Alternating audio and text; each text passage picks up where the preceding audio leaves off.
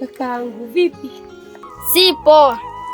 Alafu ulivyotoka asubuhi hadi sasa ulikuwa wapi? Kwani nilikwambiaje asubuhi? Ama nilikwambiaje usiku kama mimi sitakuwepo nilienda kwenye sanaa? Unaamka kila asubuhi, sasa hiyo sanaa inakusaidia na nini? Kakaangu, acha nikwambie. Sanaa inasaidia kwa vitu vingi sana.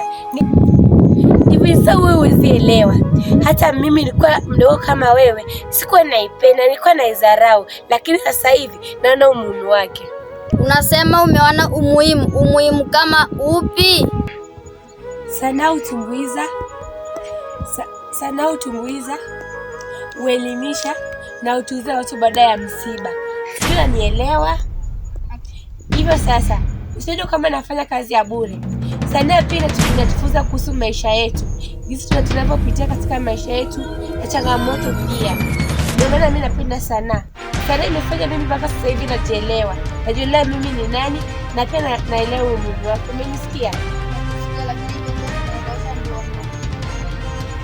Yaani hata hapa nilipo sijielewi kabisa. Yaani mimi nafikia tu sanaa. Maana hiyo sanaa yaani imenichanganya akili sana. Naipenda sana sanaa.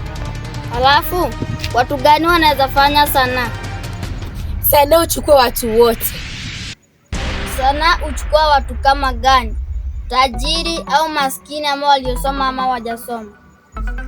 Sasa kwa nikwambie, sanaa huchukua watu wote, iwe tajiri, maskini, uwe umesoma haujasoma, uwe mdogo au mkubwa, kijana au mzee, yaani yoyote ile. Umenisikia? Yes. Sawa. Kila siku utakapokuwa ukienda sanaa. Sawa. Basi kwa na moyo huo, yaani bora ukuwe na moyo na pia ujiamini kwa kitu unataka kufanya. Sawa. Haya basi. Ulikuwa unaelekea wapi? Bwana nataka kwa sasa kwambie, kuna kitu nileta kwenye begi yangu. Hebu sema nichukue alafu ndio rudi. Sawa.